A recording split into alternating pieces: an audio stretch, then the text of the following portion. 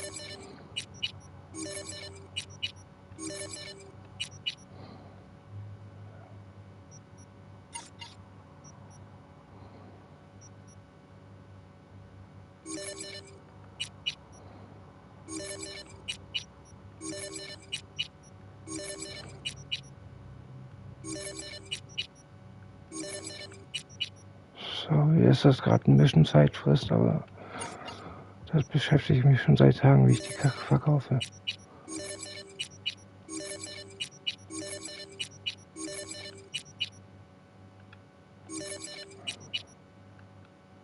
Den Scheiß baue ich eh nie wieder ein.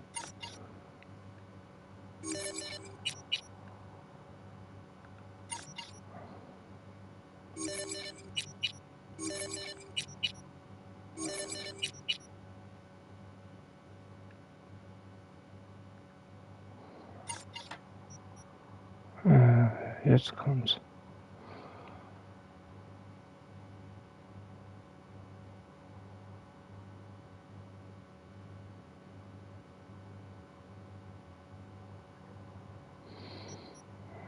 Hier muss ich vorsichtig sein.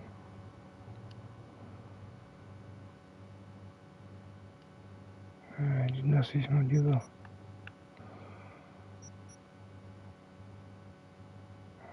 Ach, die weg. So.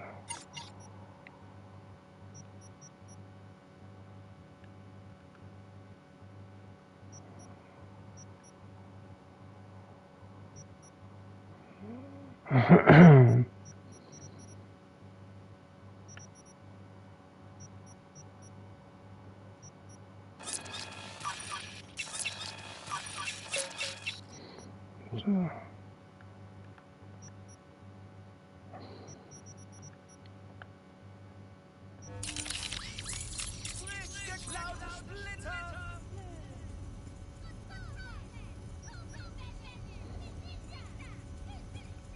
Bester Preis in Doktor! Second Hand, wie neu!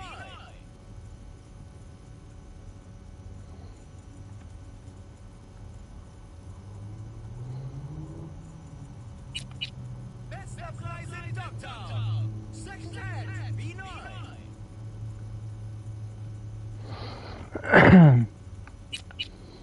Gesundheit ist das Wichtigste!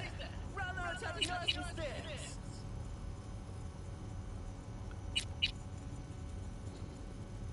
Bester Preis in Doktor! Second Hand, wie neu!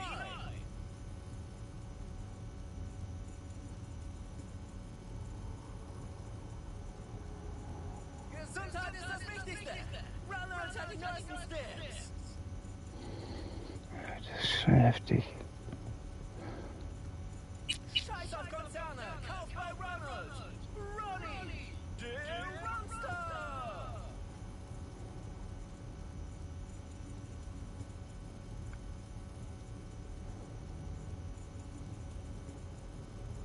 Scheiß auf Konzerne! Kauf bei Ronald! Ronny! Der Runster!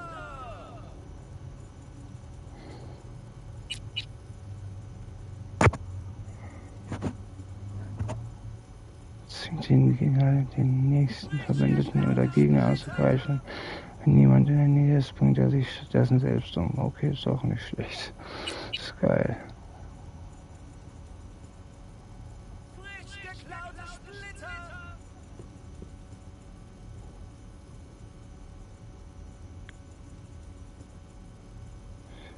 Bei maximal 6 für die Serie überladen. Granate. Nicht. Pickaxe bei betroffenen Gegnern lösen allerdings die Rückverfolgung aus. Ah, scheiße.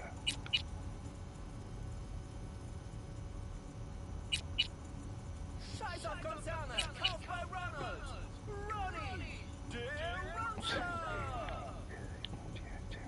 300 Sekunden.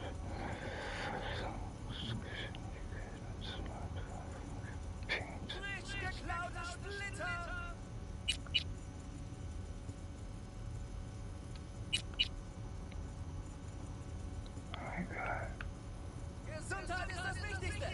Ronald hat die neuesten Stills.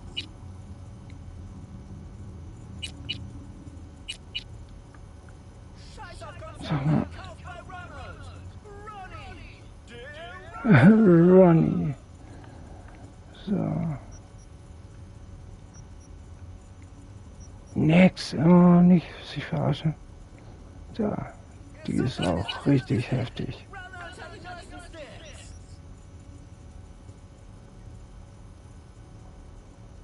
Die muss ich machen. Frisch geklaute Splitter.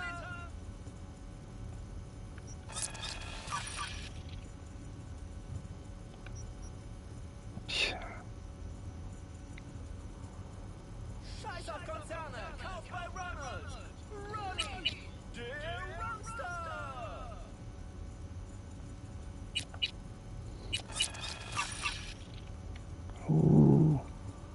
Bester Preis in Doktor. Hau rein, hau rein, hau. Maximale.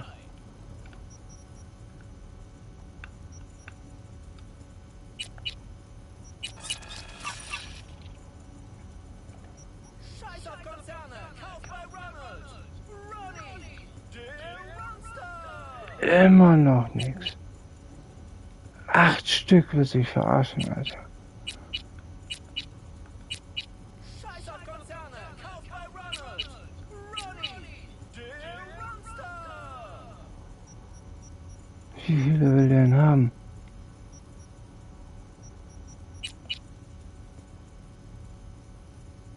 Gesundheit ist das Wichtigste. Ronald hat die neuesten Stills.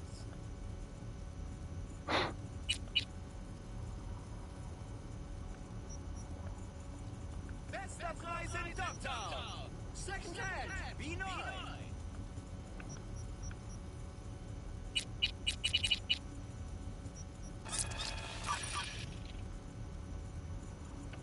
Scheiß auf Konzerne. Kauf bei Ronald. Ronny. Der Rockstar. 88. Und nicht einen einzigen kann ich upgraden. Ja, ist doch Witz. Irgendwas stimmt mir auch nicht. Gesundheit ist das Wichtigste. Ronald hat die neuesten Stills.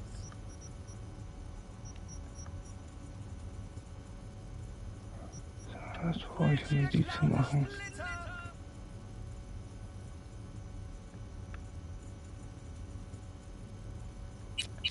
Scheiß auf Konzerne. Kauf bei Ronald. Ronny. Der Rockstar.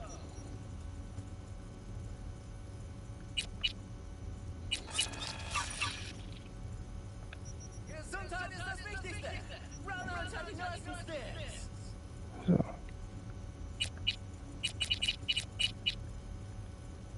So, noch hat die ja nicht. Kauf bei Ronald.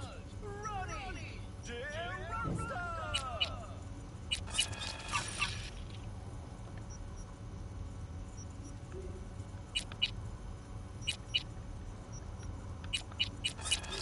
Geklaute Splitter.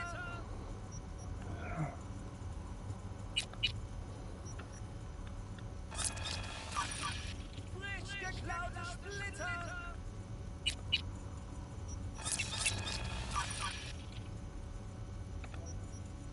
Scheiß auf Konzerne. Kauf bei Ronald. Ronny. Immer noch nichts. Willst mich verarschen? Das geht doch nicht. Ey, irgendwie verarscht ihr mich doch hier.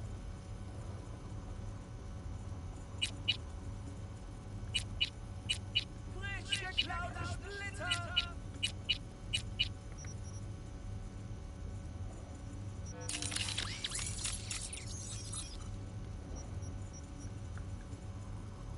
Scheiß auf Konzerne. Kauf bei Ronald.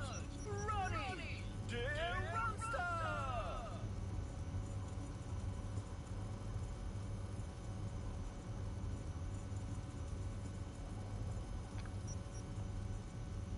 Frisch geklaute Splitter. 200, Alter. Leck mich am Arsch.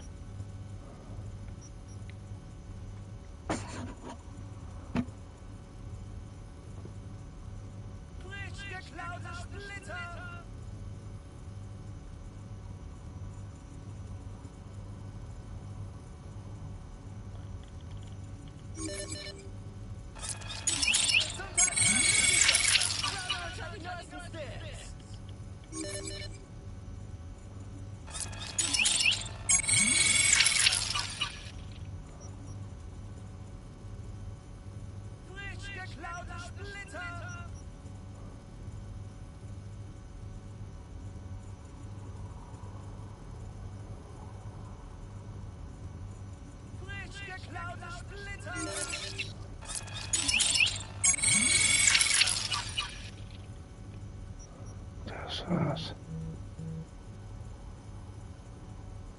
Bester Preis in Dogtown. Second Hand, wie neu.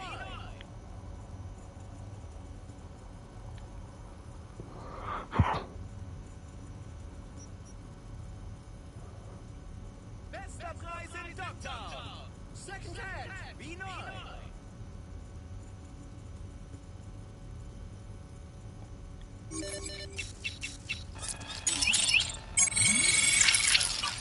Frisch geklautes Splitter. Nichts mehr.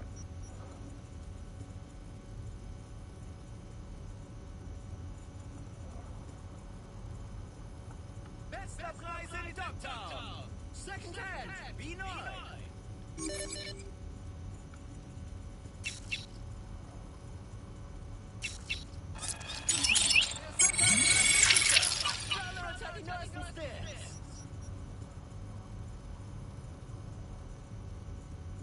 Es geht auch nichts mehr.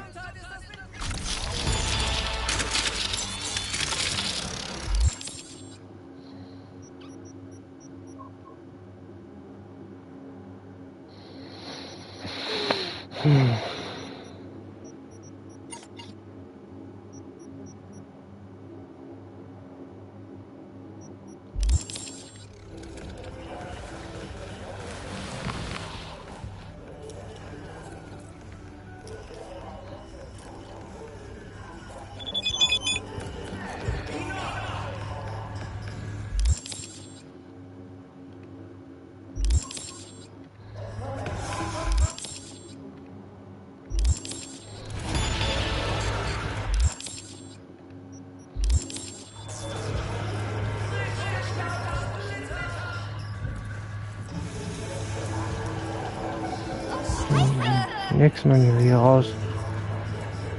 Gemütlich. Wie kommt's, dass ein Ripper wie du hier in den Stacks? Wir reden später.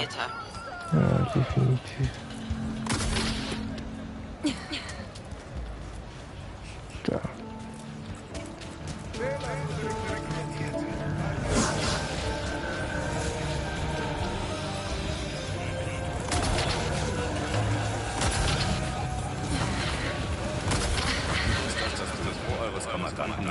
Haut ausgelegt ist.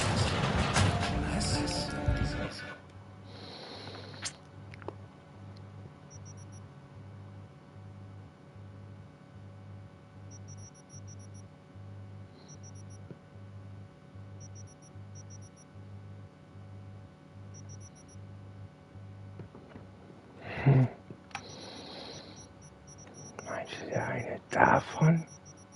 Kann doch gar nicht sein.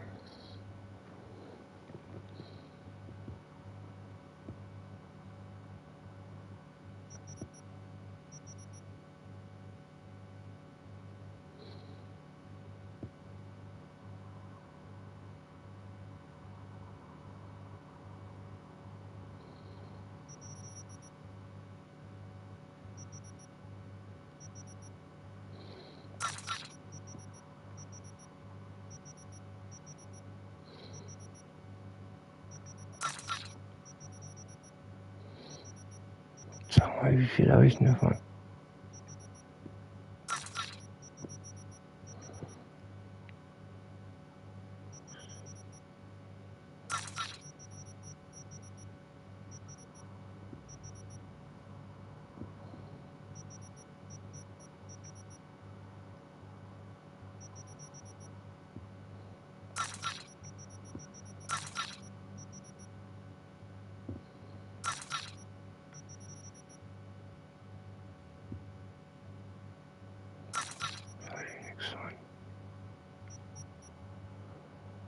hier auch nichts von. Obertür.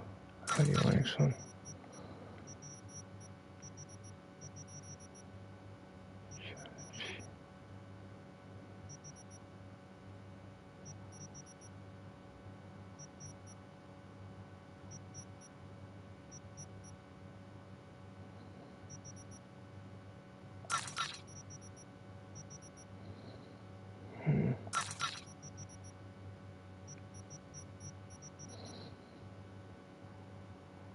Copperhead. Sada. Palika. Was ist das denn jetzt wieder? Sidewinder.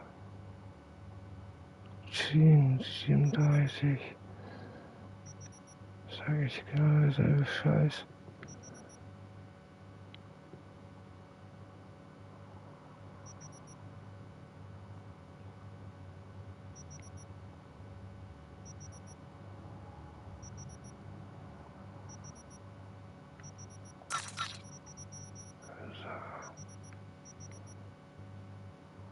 Du bist irgendwie voll scheiße, mal das festzustellen, festzuhalten.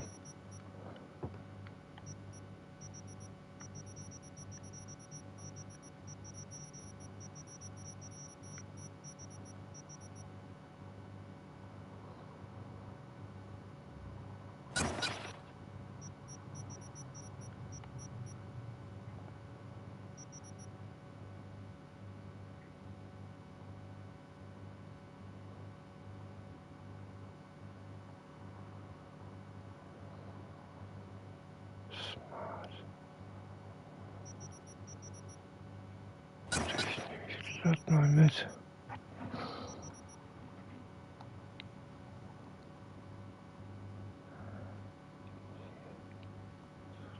Schade. Probier ich einfach mal.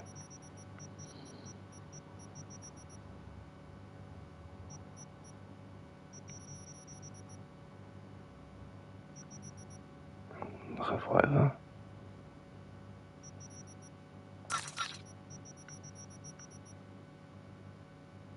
Du bist scheiße.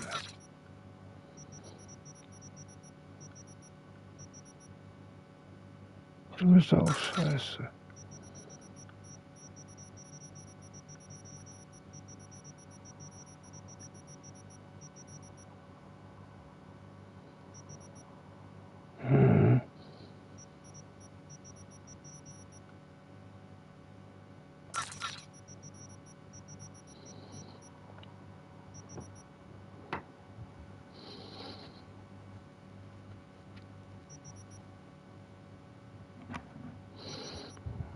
Revolver, Sturmgewehr, Maschinengewehr.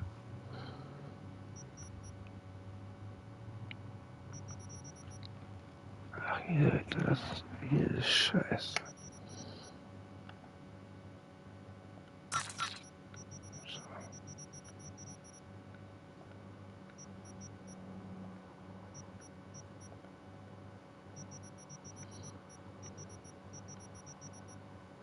Ketten, die ist so lustig.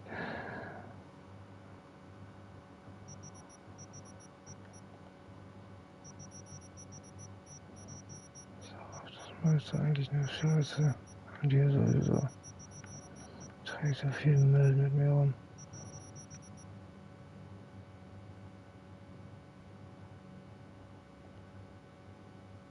Nein.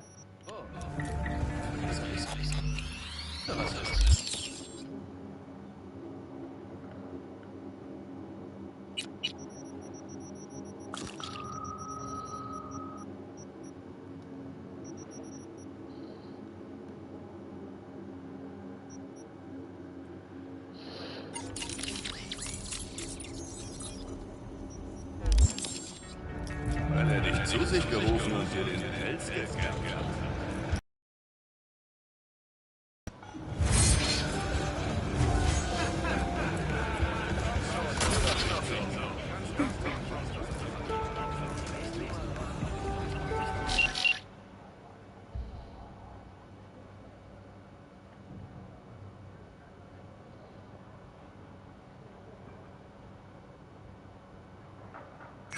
Okay. So ist das angeschaut.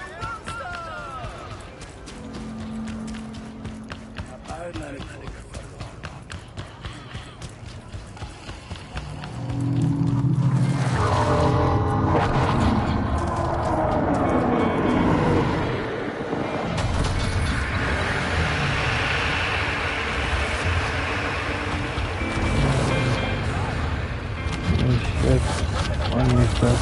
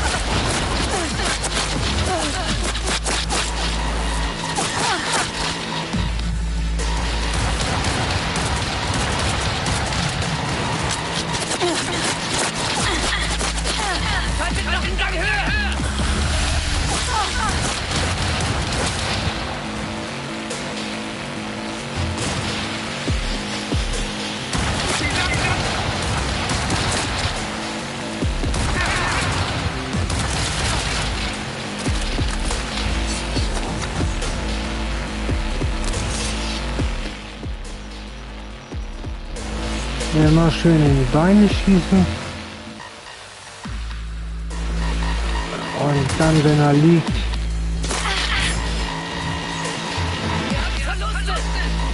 hatte er.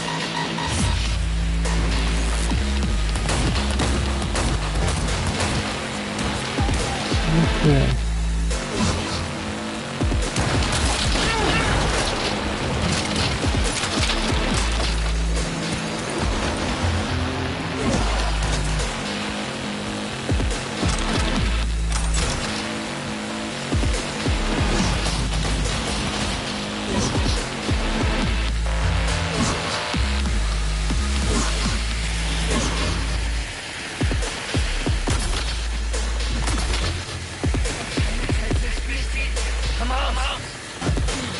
Wer sagt das denn?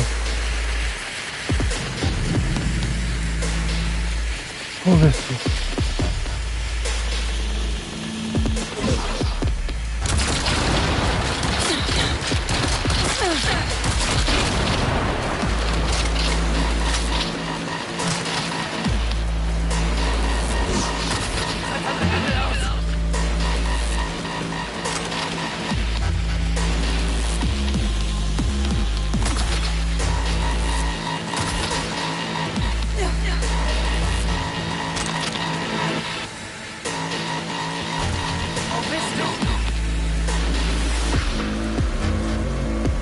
Also diesen Sand verbuddelt oder...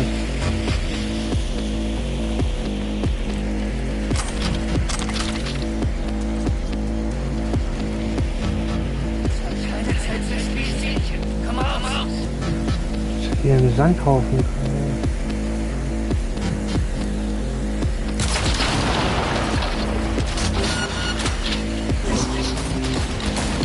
Wir haben Verluste!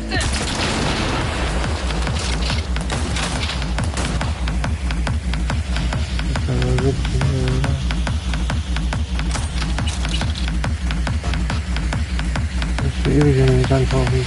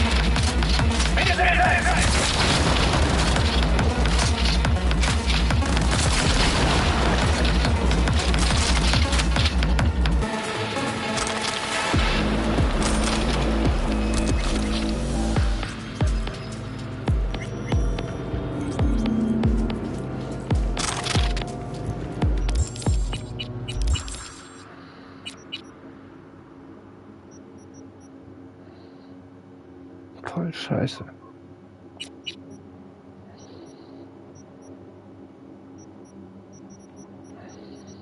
Das probieren wir immer aus.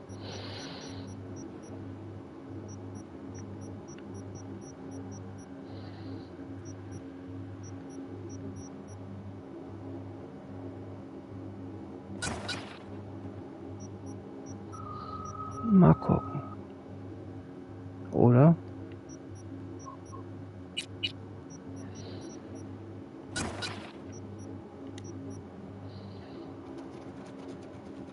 Warum nicht?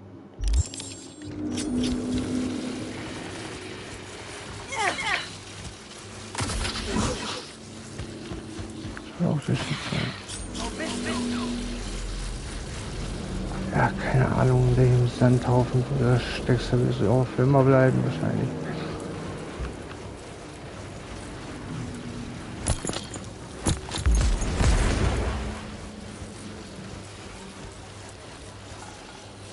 Ja, bleib mal da. Ich nehme mal euer Auto.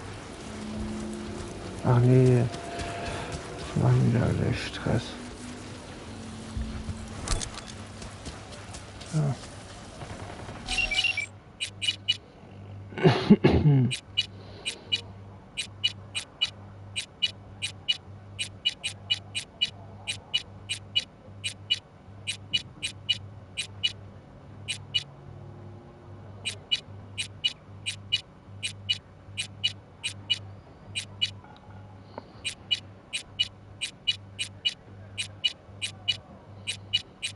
Hört sich dumm an, ne? Aber der erste ist immer noch der coolste. Er zieht sich immer europäische Chips rein und meint jetzt, er ist studiert oder so. Intellektuelle Hölle.